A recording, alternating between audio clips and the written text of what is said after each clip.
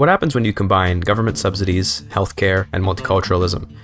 You get some pretty insane migration numbers. Playing the United States, you've got a lot going for you in terms of pulling in the world's workforce, but often that workforce will be spread out among the many states that make up America, and with how MAPI works in Victoria 3, that isn't very desirable. The idea behind playing tall, in general, in Victoria 3 is to bring about a better outcome for your pops and businesses who can avoid paying higher prices for goods due to MAPI. What if we took that notion and ran with it so hard that we were able to pile over 100 million people into little New York? For comparison, New York State today has almost 20 million people in it. This playthrough, as the United States, is a comprehensive guide on migration and how to manipulate your nation such that all the pops end up wanting to live in just one place. Along the way, we'll be getting multiculturalism extremely early to put the first Native American president in charge, and we'll be federating the Union to encourage migrations to arrive at one particular spot. Don't worry, I'll be going over all the manipulations I did to make this happen soon. For now, we'll be starting off with a somewhat normal US game. Emphasis on the somewhat. On our journey to create the most attractive nation possible to any potential immigrants, we have a few things to accomplish. We're going to need to shed the shackles of discrimination, and in order to do that, we'll need to shed the shackles of slavery. I'm intending to go quite fast here, since we have a lot of population to move around, and at the time of recording, I wasn't sure how long it would take to do. To ban slavery nice and fast, we need to demolish the slavery movement's support, and an easy way to do that is to just do away with the slavers. I'm going to release as many countries as I can, and this will tie into an important part of the migration strategy that I'll talk about a bit later, but in essence, it has to do with avoiding getting migration across our whole country when we only want it in New York and its surrounding states. I've released Louisiana, New Africa, Georgia, the Carolinas, and Florida. The reason I'm doing them all as tiny little tags instead of, say, one big New Africa is because when I form a power block later, I'll get authority for each vassal I have, and we'll use that authority to use more decrees.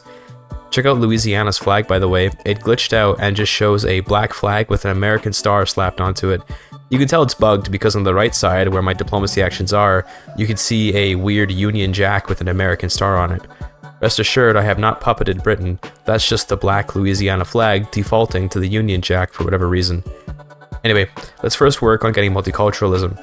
I showed this strategy off in my last video about Spain, but mentioned in that video how it'll be easier to get a super early multiculturalism on countries like the United States, because they have better tech and better interest groups. And that is indeed true. I'll be getting multiculturalism very quickly, and I won't even have to fight very hard for it. I'm planning to use China as a source of labor and a source of important agricultural goods like cotton, silk, and tobacco. The cotton and silk are for cheap clothes to help our standard of living, and the tobacco is an easy intoxicant which will also help standard of living. As usual with China, I'll be getting the British to do it all for me. I'll be going pretty hard here, taking reparations, Suzhou, Zhejiang, and Southern Anhui. It's probably better to do something like Suzhou, Southern Anhui, Henan, and Shaanxi, but it's not really that important. Because the British take a pretty heavy interest in securing customers for their opium, they'll always join your war against China. They'll also do all the work, so don't bother mobilizing or anything. Instead, let's look into our laws. Laissez-faire remains the king of economic laws, so we'll be using it to really jumpstart our economy. As nations like America, or Britain, or France, or any already industrialized nation, laissez-faire goes hard because you've got immediate access to a relatively strong investment pool, but to be honest, even non-industrialized powers benefit from laissez-faire just because of the free company slot, reduced interest, and the fact that the government dividends go straight to the investment pool. This means you don't lose half your dividends to inefficiency, and your government dividends contribute directly to the further growth of your nation. This is where you'll have a little bit of a roll of the dice though.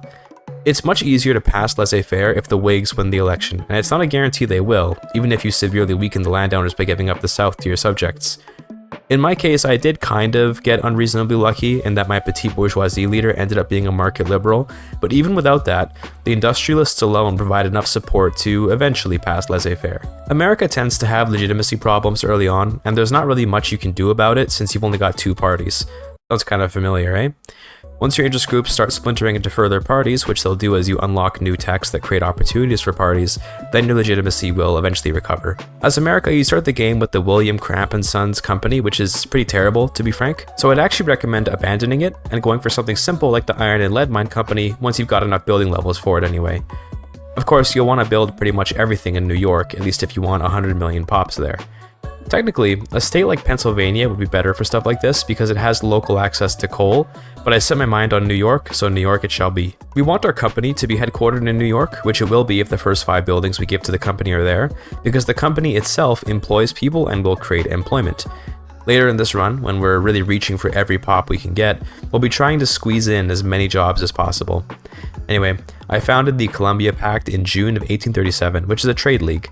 I generally prefer sovereign empires, but I don't plan to go monarchy on this run, so trade league it is.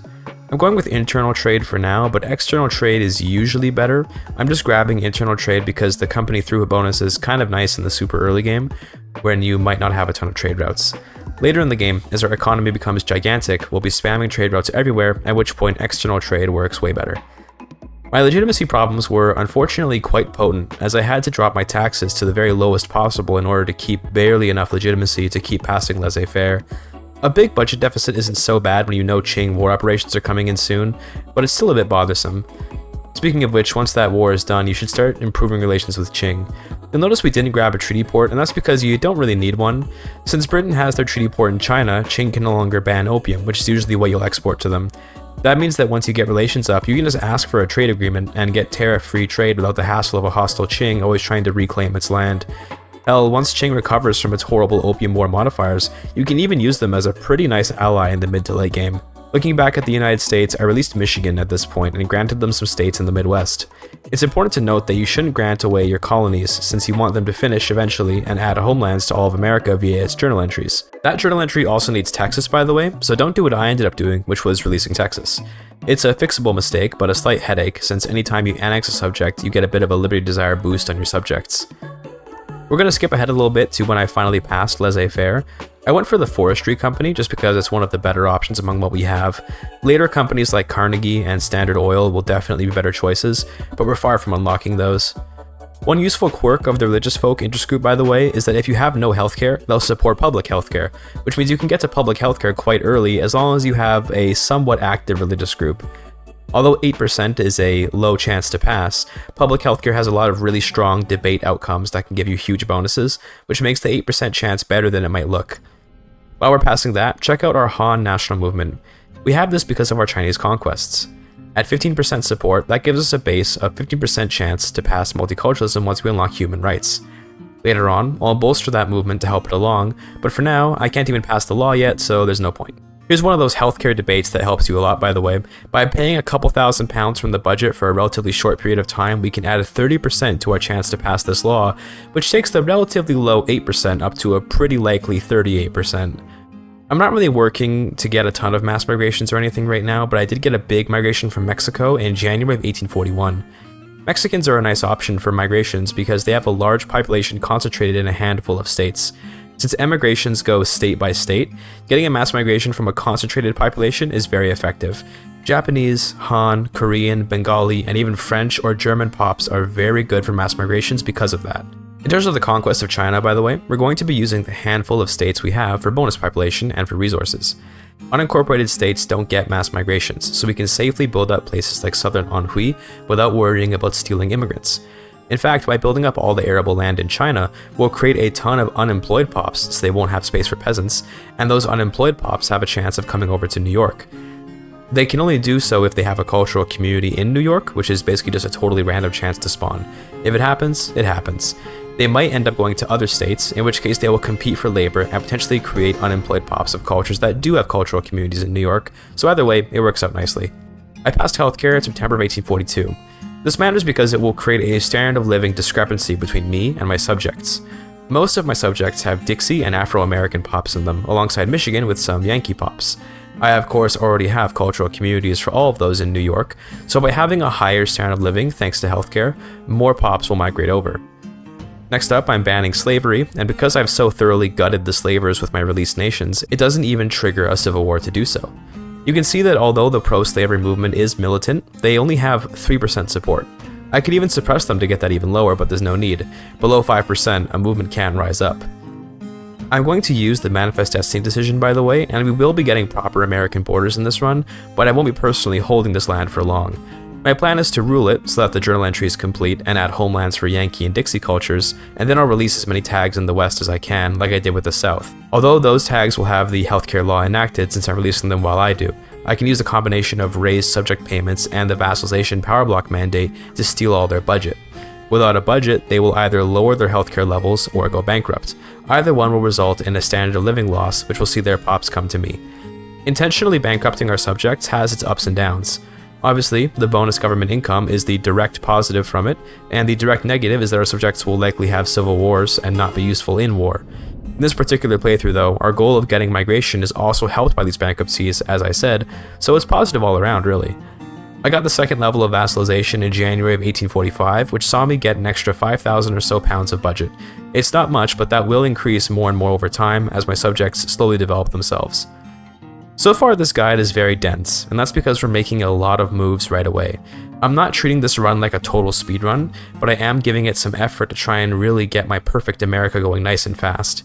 In theory, if you spam out universities right away, you can probably get multiculturalism extremely early, but since I'm trying to make a prosperous nation, I'm putting off human rights for a healthier economy. I went to war with Mexico in March of 1845.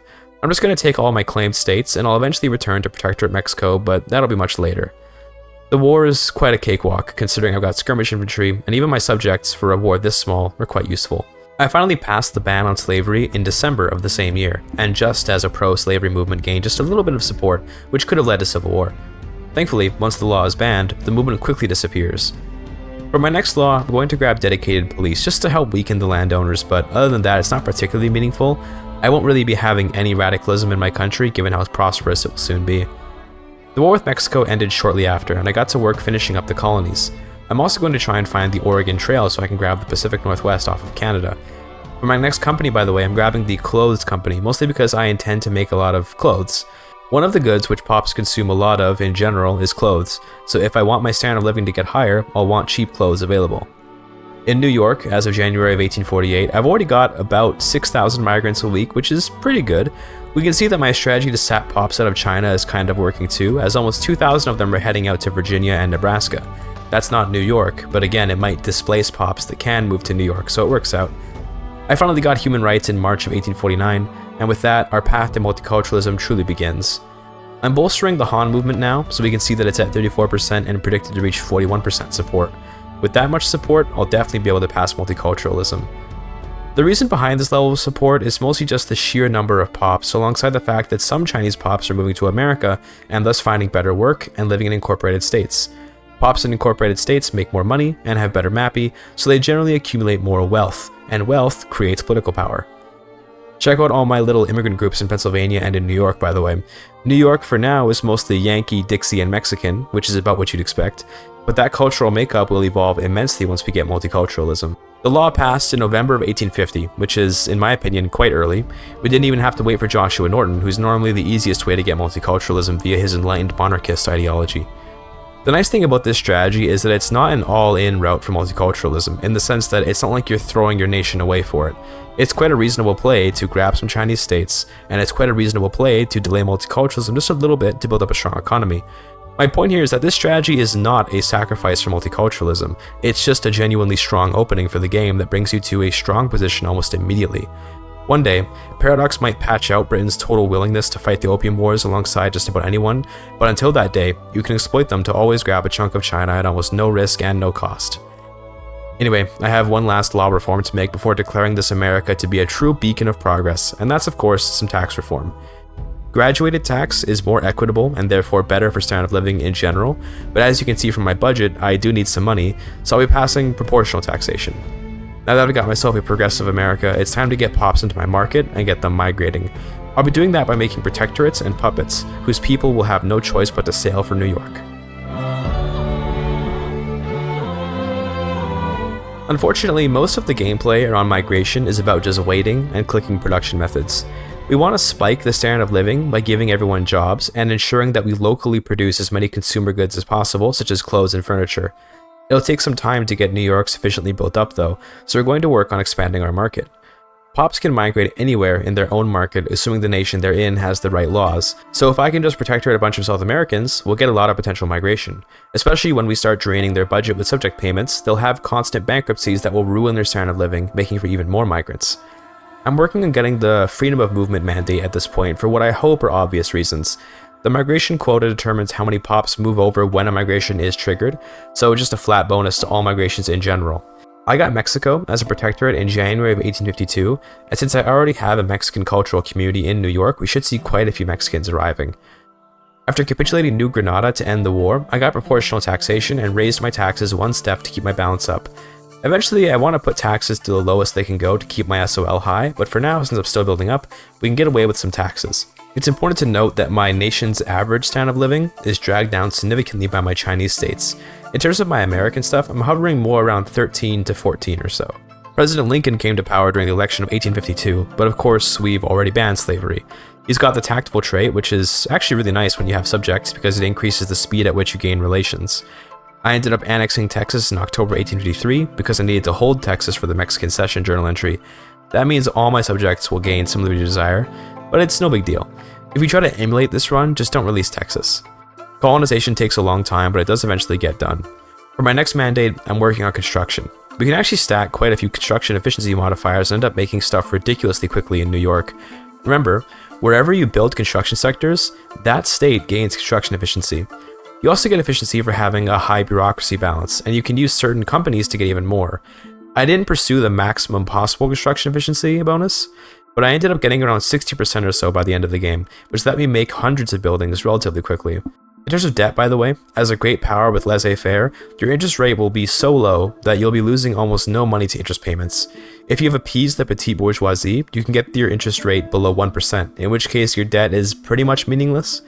Nonetheless, we have to avoid a bankruptcy, so I will try and oscillate between a negative balance and a positive balance, increasing construction as the balance increases. Here's my culture map in April of 1855, by the way. It's all Yankee in the east, mostly because of assimilation going hard over there, but in the more sparsely populated states, one wave of Han migration can completely overtake the whole area. By May of 1856, I've hit 5 million Pops in New York, with 14,000 more coming each week. The number of migrants each week will fluctuate heavily, but it's sort of like the stock market. You have peaks and valleys, but over the course of many years, it'll pretty much always go up. I founded another new company in September with a cotton company to help my plantations in China reach new heights. The nice thing about a company on agricultural goods is that you can turn what would normally be an aristocrat-oriented business into a capitalist one. Plantations are very good at making huge profits, but their flaw is that they pay out their huge profits to lazy aristocrats. If we can put that money in the hands of enterprising capitalists, we'll benefit much more. I got universal suffrage shortly after, which will help me get more clout for my trade unions. In all honesty, I have pretty much all the laws I want right now, but I eventually will want worker protections, which only the trade unions like usually, so we gotta empower them. I found a Native American agitator for the industrialists at this point named Monkashka Kramare, and in an echo of one of my first Victoria 3 videos, I set myself a goal to make this man the king of America. After getting him in charge of the industrialists, I saw that he had the most clout in the Whig Party, so as long as the Whigs win the next election, he'll become president. Rather fortunately, I've even got a powerful petite bourgeoisie which support a change to monarchy. Say hello to President Kramare. His government is composed of the petite bourgeoisie and trade unions, and I immediately got to work passing monarchy. It's pretty unlikely to pass, but I'll at least try.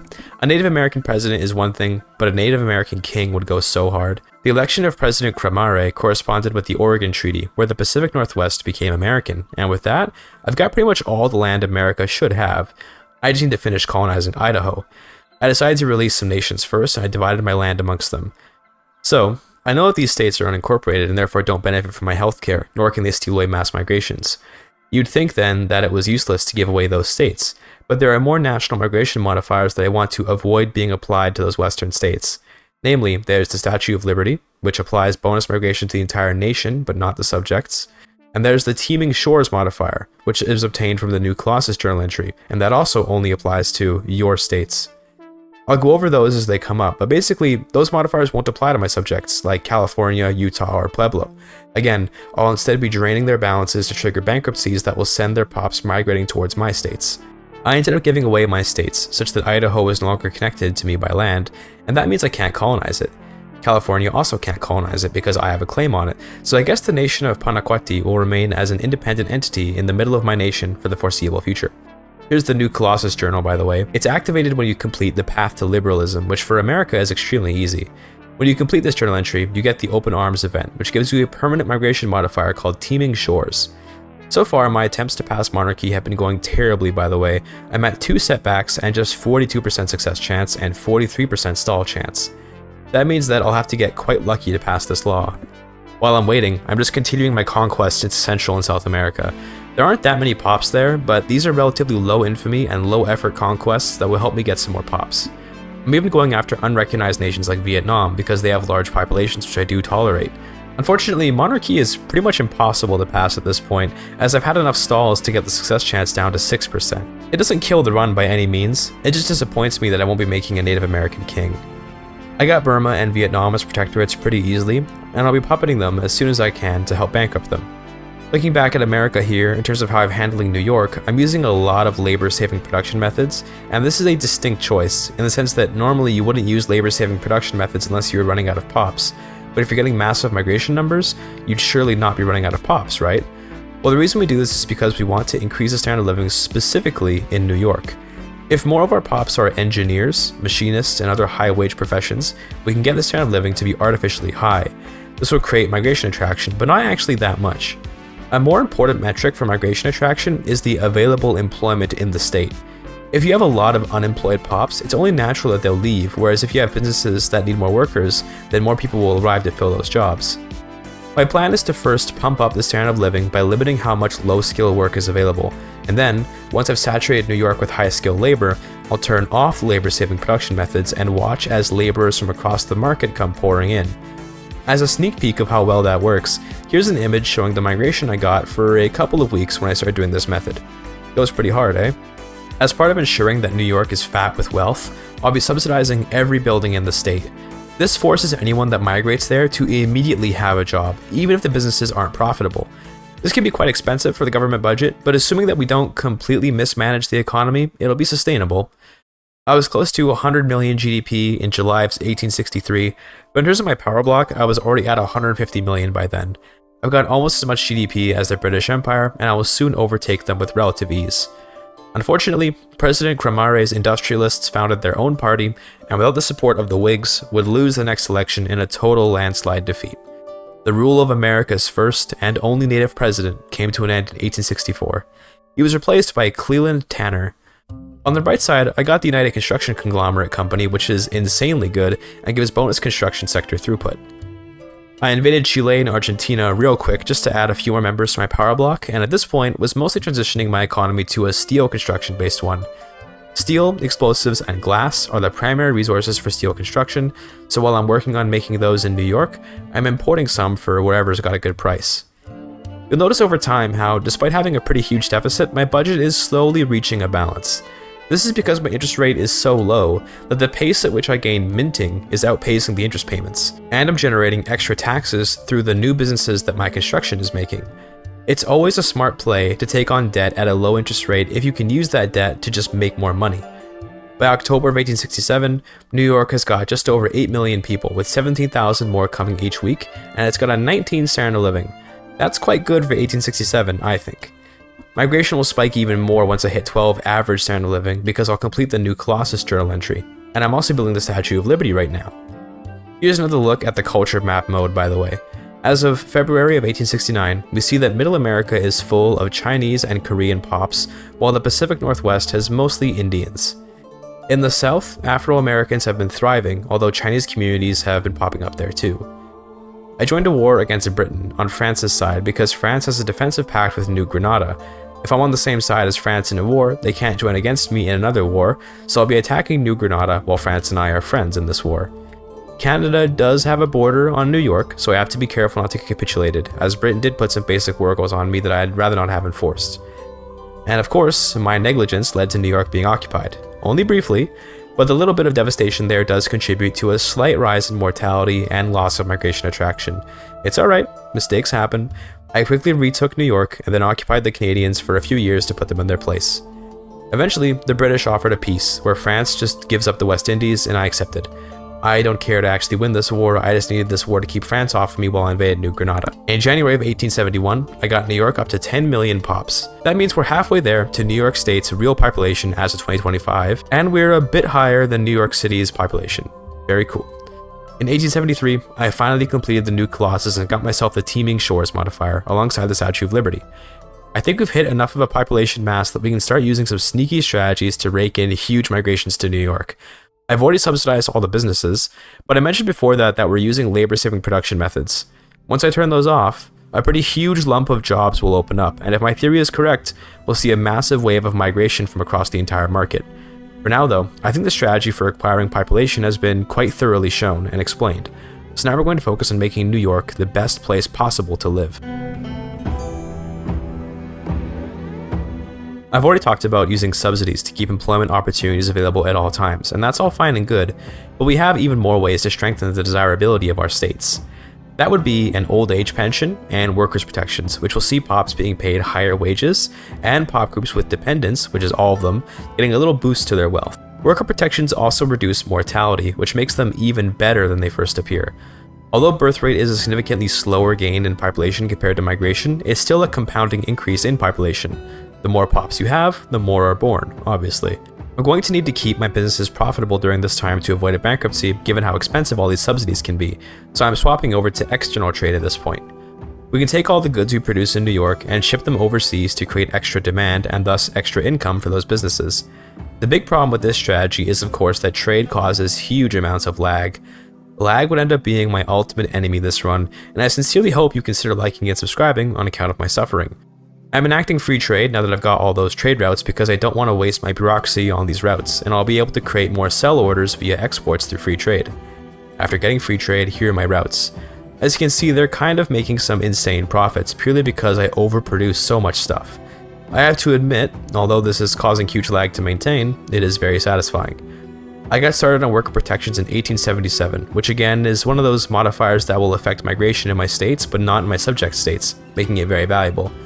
Higher wages due to worker protections will directly see standard of living increase, and therefore makes it worthwhile even if it would result in a loss of profits on the businesses. Were I aiming for a maximized GDP number, I definitely avoid worker protections since they'll cut into your reinvestment by losing profits to wages. In this particular game, I could push my construction a whole lot more probably, but GDP isn't my goal, it's a mere consequence of my migratory goals. I turned on the lights with electricity in New York in May of 1878, but of course, I don't produce enough electricity for everything yet. One nice thing about the need for power plants is that here in New York, we do have a nice electricity output bonus because of the Niagara Falls, and power plant jobs are still jobs. All the new production methods we can turn on with electricity make better jobs already, and the electricity itself makes more jobs. It's just positive all around. As of September of the same year, I've got 15 million New Yorkers, with 11,000 more coming each week. I still haven't turned off my labor-saving production methods, and I was going to say there was some reason for that, but the true answer is that when I was recording this video, I didn't actually think of the idea to switch off the labor-saving production methods. I was so standard of living pilled that I forgot about the fact that I'm meant to be migration pilled. By the way, I wanted to quickly address the fact that I'm still holding states like Pennsylvania and Ohio and other states as far west as Missouri. You might think that this is causing me to lose out on migration to New York, as I do have several million pops in those states, and you're correct, but this is something of a compromise. You see, I do need some states for myself that I can actually use to keep my own prestige high enough to ensure my subjects don't overpower me. Not to mention, when mass migrations arrive, they put pops in neighboring states too. So when I get mass migrations to Pennsylvania, a lot of pops will also arrive in New York. The same goes for New Jersey. In theory, it would have been better to do this challenge in a state like Ohio, so that there would be more bordering states that could spread their mass migrations to it, but I chose New York simply because it's a more well-known state. Now that I think about it though, sending 100 million people to Ohio definitely has strong meme value in today's world. A missed opportunity, alas.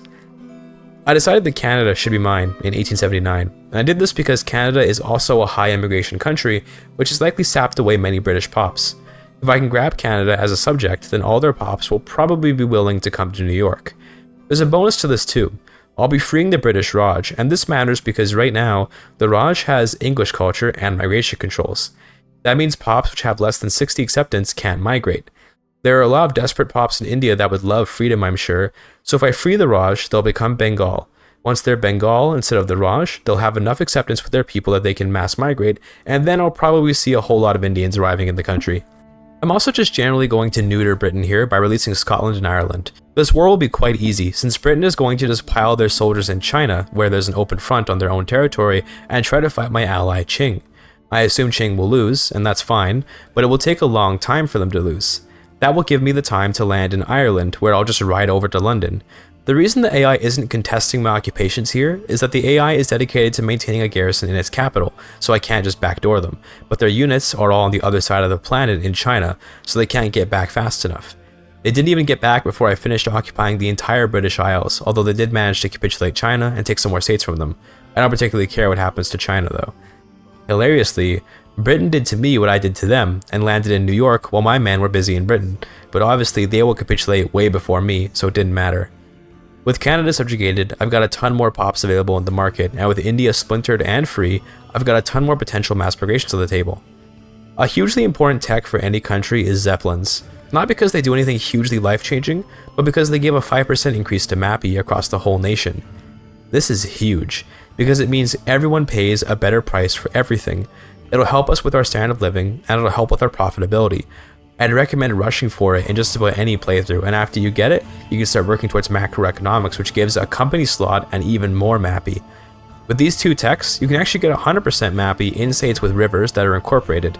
States like Suzhou, for example, if it were an incorporated state, would have no loss of money to logistics and MAPI. It goes pretty crazy. I got started on some old age pensions in 1884, which will help with our standard of living even more. Ultimately though, my migration is kind of stagnating, and that's because the standard of living disparity isn't actually that strong of a migration modifier. Where it's really at is creating jobs, and like I said before, I didn't think about the whole turning off labor-saving production methods idea until a little bit later while playing. My average standard of living in the whole country was 13.9 in February of 1885, but once it got Zeppelins, check out how much it went up. Within about 2.5 years, it ended up at 15.8. Keep in mind, it takes time for standard of living to change when pops have extra income, but this 1.9 SOL swing is purely because the cost of goods has been broadly adjusted by the MAPI increase, and so, all my pops are living much better lives. I will add here that this is also affected heavily by the fact that my industry is almost completely concentrated in New York, which means that local prices in general across the country are a bit crazy. Most games will see a broader spread of industries in their states so that they have better local access to goods, so this massive swing in standard of living is a little bit of a consequence of this particular playstyle too. As of December of 1887, I've got 20 million pops in New York, meaning we've surpassed New York State's real-life population.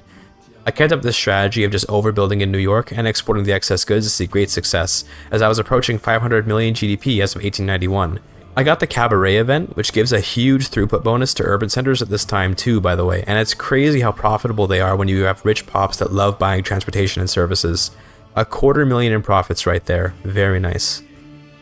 Looking at standards of living across the world, I'm in a pretty distant second place compared to Yogyakarta, who is sitting pretty at 54.9 SOL in December 1891.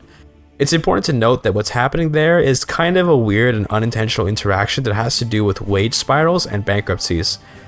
Basically, every pop is employed in Yogyakarta's port, and because that port is paid out via the government balance, it will always employ no matter how lacking in profit it is.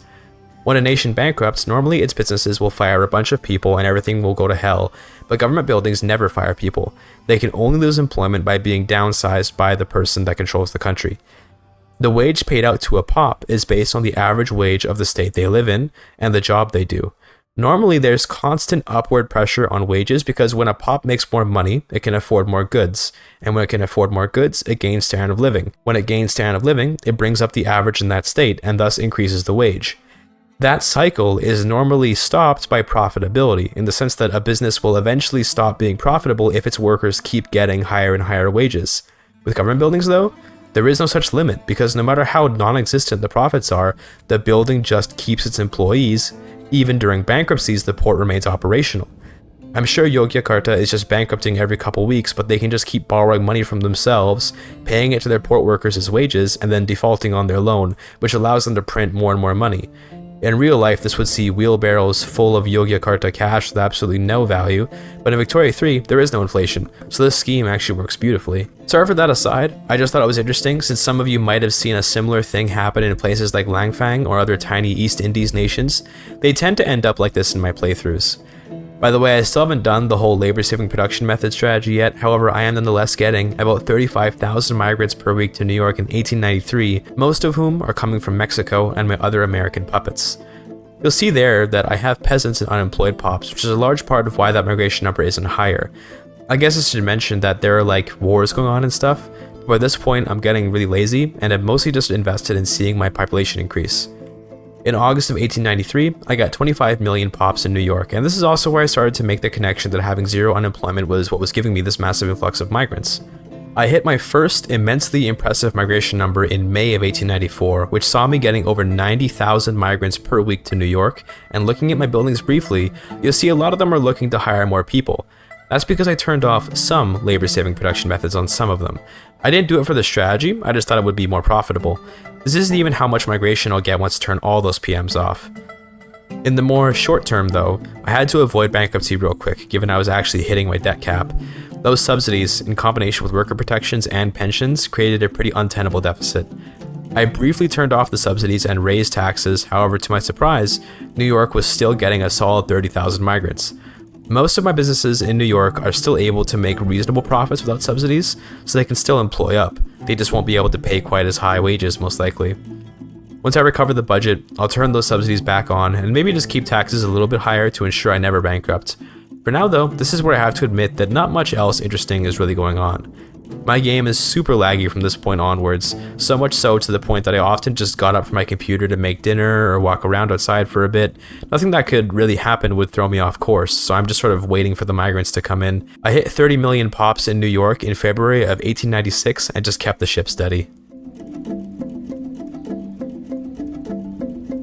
So what is there to say about this run? Well, the gameplay by this point is me putting down civil wars in my puppets since they're constantly having uprisings from the near constant bankruptcy I've put them in. That's all fine and good since ultimately it feeds the migration beast more and more, but beyond that I'm just occasionally dropping 100 buildings to my construction queue and then waiting until they build to see how many migrants those new jobs bring in. I did eventually put subsidies back on my New York buildings and then raise taxes a couple more steps to ensure that I wouldn't bankrupt. Ultimately, available employment is more important than standard of living for migrants, I found. By 1900, I had almost 40 million pops in New York, and no, I still haven't turned off all the labor-saving PMs. I know I keep hyping that strategy up, but I'm just really dumb and not paying attention. Don't worry, once I hit 50 million pops, I took a break and came back to the game after a night's rest. Before then though, I just want to point out how stacking this many pops into one state is honestly a very good strategy if you can do it. Local prices are better when the goods are produced in that state, but you'd want to do this in a state with more resources. A state like Wallonia, Silesia, or Shaanxi would work amazingly for this, especially Shaanxi with its high arable land. I might try out a run later where I try to get 250 million pops into Shaanxi or something, but we'll see. I'm a bit burned out on migration after this run. In terms of what I'm doing to pass the time, I did go and invade the Congo. There's not really any reason for this since I have all the resources and pops I could ever ask for, but I was bored and I figured I might as well try and get in Britain's way. They were having an easy time colonizing the Congo uncontested and I couldn't let that stand. I finally hit 50 million pops all packed into New York like sardines in January of 1904. When I first set out to make this video, 50 million was actually my goal, but when I was showing off my accomplishments by Victoria 3 friends, Chum encouraged me to go for 100 million. Journalists encouraged me to aim for the classic combo of 6.9 GDP per capita and 420 million GDP, but alas, I have already far outdone 420 million GDP. I could try and give away states to make it happen, but later in this video, we'll see that New York ended up with more than 500 million GDP on its own.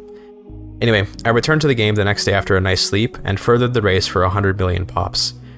I realized some interesting things about migration in Victoria 3, and that it seems like standard of living is the most important factor when it comes to mass migrations, but when it comes to just internal migration within the market, standard of living is actually only slightly important.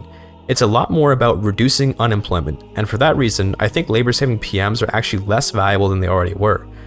Beyond their utility for nations which are genuinely lacking population, the logic behind labor-saving PMs is that fewer jobs means higher quality jobs, and so better wages and standard of living, which will in turn attract migrants. It turns out that at least in the current Victoria 3 patch, Pops care a whole lot more about just being able to get any job, no matter its quality. I think as a result of making this video, I'll be handling migration-oriented runs very differently in the future and de-emphasizing standard of living unless I'm relying on mass migrations. I was experimenting with my labor-saving PMs and turned some of them back on to test this idea in May of 1905. I generated almost 1 million unemployed pops by putting on conveyor belts and other PMs, and suddenly went from gaining about 60,000 pops each week to losing about 20,000, briefly, until returning to gaining about 20,000. Most likely what happened was that those unemployed pops found work in other buildings and then returned the unemployment rate to one which would allow migration again, but either way, you can see the huge change in migration caused by the gain in unemployment. I hit 60 million pops in New York in 1907, just a handful of years after getting 50 million, which goes to show how quickly I'm gaining pops.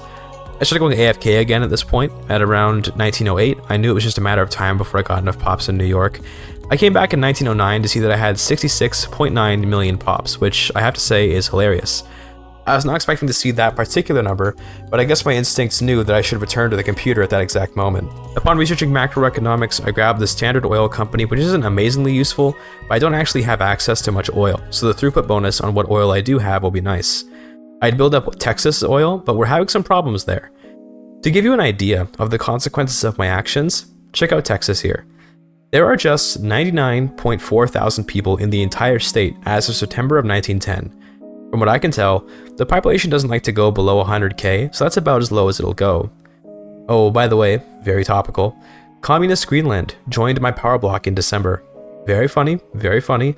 This run is really something, I've got to say. I hit my first billion GDP in December of 1911, and considering how small my country is by number of states, it's kind of crazy. Of course, this nation has more pops in New York alone than many entire nations on GameStart, but let's pretend this is a tiny nation so I can feel even cooler. To encourage some migration, I went through all my states which aren't New York and turned on their labor-saving production methods. This should generate a ton of unemployed pops who will find their way over to New York. Now that I've done that, let's see how many people come to New York. Just a few weeks after, I had over 60,000 pops coming in a single week, and that is very impressive, but I want more. Looking around Mexico, I've drained them of pops pretty heavily. Most of their states have less than 1 million people, and some of them are quite barren. Here's the current culture map mode as of June of 1913. We're coming up on the end of the run, but there's lots of cool stuff going on. Check out the Japanese of West Virginia and their rivals, the Han of Virginia.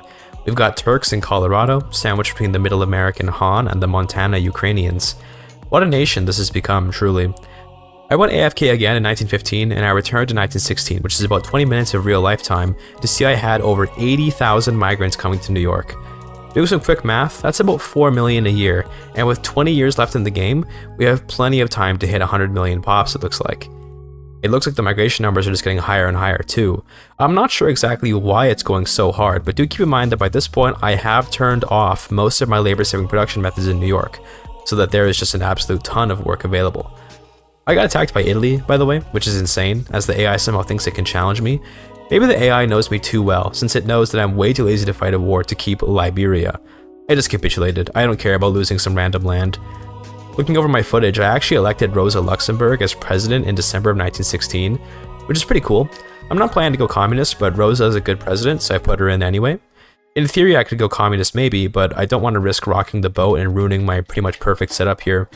The low interest rate I'm getting from laissez-faire makes me not even have to care about how I run my budget, and I like to keep it that way. By September of 1918, I had 88 million pops with only about 30,000 coming in each week. I was disappointed to see that number, but then Victoria 3 sensed my disappointment and gave me a nice boost up to 120,000 migrants per week in May of 1919. I really don't know what's causing all these fluctuations, but I imagine it might have to do with mass migrations or just migration coming in kind of random waves. I ended up declaring war on Britain to help me pass the time, because I was only 10 million away from my final goal and I wanted something to do. I'm transferring the British Congo over to myself, and that's all. I just want the aesthetic borders of a unified Congo. I had 157,000 migrants in December of 1919, and I just have no words.